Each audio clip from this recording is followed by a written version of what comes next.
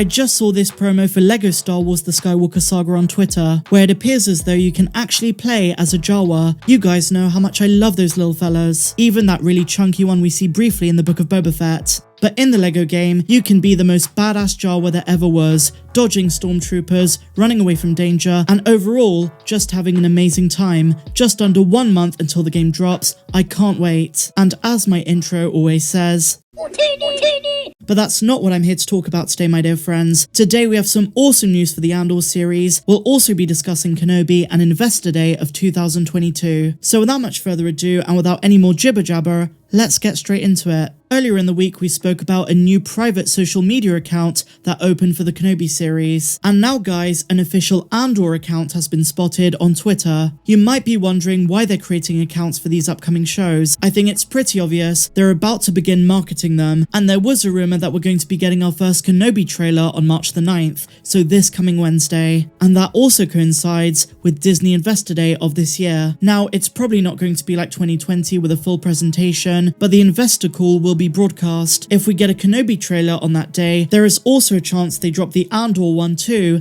and possibly the Bad Batch Season 2 trailer as well, or at the very least, a release date, announcement, or poster. Now let's not get too ahead of ourselves. As we know all too well, it's very easy to get carried away and get disappointed when nothing comes, but March the 9th is certainly a great time to start marketing Kenobi, just over 2 months away from the premiere. Now when it comes to Andor, the series itself is rumoured to be released between late summer and early fall, but given how long the show's been in post-production, I'm sure they have a trailer ready to go. Well, at least you'd hope so. So for Kenobi at least, all eyes are on Wednesday. Let's see what happens. Now speaking of the Andor series, we also have a little bit of casting news. I'm not gonna lie to you guys, it's been a pretty fun week for Andor updates, with new cast members being revealed almost every day. But now Bespin Bulletin have reported that actress Fiona Shaw has divulged some details regarding the character that she plays in the Rogue One spin-off. During her appearance on the One Show, Shaw was asked about the role that she's going to play in Andor, and though she did not mention much, she did reveal that a character pilots a large spaceship in the series. In her own words, she said, "I got to fly a spaceship and that was really something. It was so high to get into the spaceship and it was tough to get in,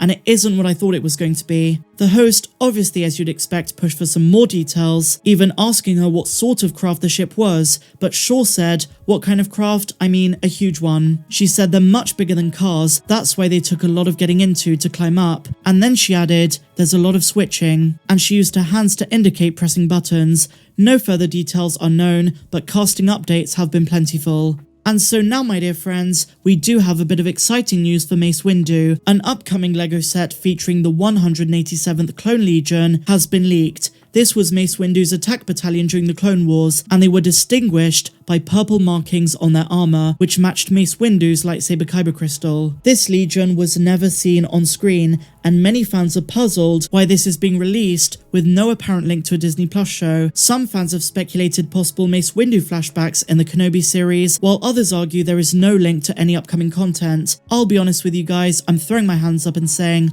I really don't know what this means, if anything at all. But either way, it's an awesome set. Now speaking of LEGO, we're going to talk about LEGO Star Wars The Skywalker Saga, which as I said at the beginning of this video, comes out on April 5th. Just under 1 month away. One thing I've noticed that's got a lot of fans talking is the sheer amount of planets you can explore in this game across various eras as well. In other words, you can see your favourite planets during different time periods, even during trilogies and time periods where specific planets were not seen. For example, you can visit Naboo during the sequel era, Endor during the prequels, the planet of Hoth during the sequel trilogy, and so on and so forth. Basically, just have fun with the open world aspects of the game. 2 big planets confirmed not to appear in the game are Alderaan and Ilum. But besides those, there is so much to explore, and I love how much freedom the developers have given the gamer. They've really put the freedom in our hands, and it shows in the way this game has been marketed. They really thought of, well, almost everything, and I say almost because unfortunately guys, the online co-op feature is unavailable, which sucks, but hey, I'm sure this is going to be the best LEGO Star Wars game ever, especially with the rumours that this might be the last.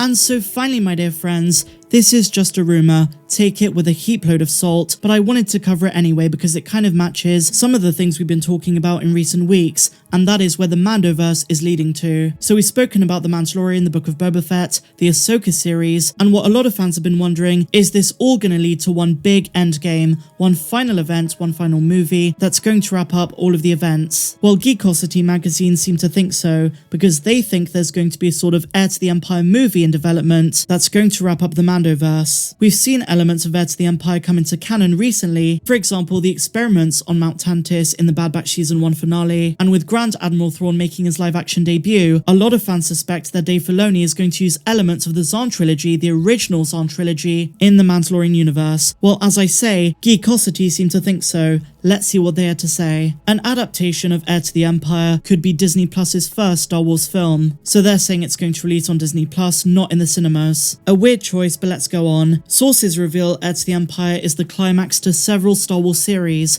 including The Mandalorian and Ahsoka. The writer says, on December the 25th of 2020, I scooped that The Mandalorian concludes with Heir to the Empire. However, at that time, we're unsure if Lucasfilm planned a theatrical movie or TV series. Well, now they claim it's a Disney Plus movie. The Mandalorian kicked off a new future for Star Wars fans. In fact, it saved the franchise. Near the end of the article, they say, the live-action series set after the original trilogy will lead to Heir to the Empire. Now listen, I personally don't think they're going to do this. I don't see Lucasfilm doing an Heir to the Empire adaptation. I can see them sprinkling elements in the live-action series, which they're already starting to do, and they may borrow aspects of Zahn's trilogy, but I don't see them doing a flat-out, full Heir to the Empire adaptation. I agree with this report that it is going to lead to a movie. I can definitely see that happening, but I don't think it's going to be for Disney Plus. Given the magnitude of the Book of Boba Fett and the Mandalorian's first 2 seasons, it will definitely be a theatrical release. And we're talking about many years away, because the Mandalorian is going to have many more seasons,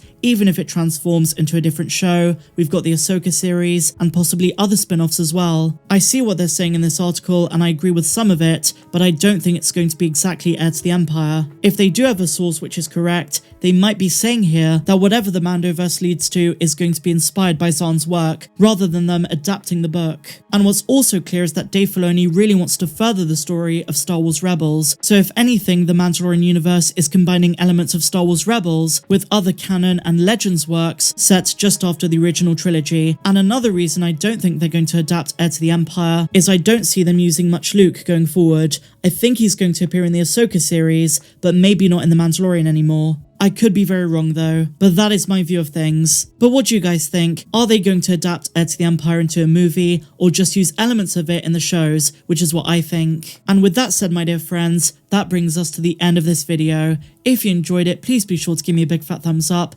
show me some love in the comments down below, subscribe if you're new, and a massive welcome if you are. And if you want more videos, we're talking hundreds more videos that are not found here on YouTube, then click that link down below. But until the next one, my dear friends, may the Force be with you always. I'm Star Wars Meg. Have an amazing day, no matter where you are in the galaxy. Have a good one.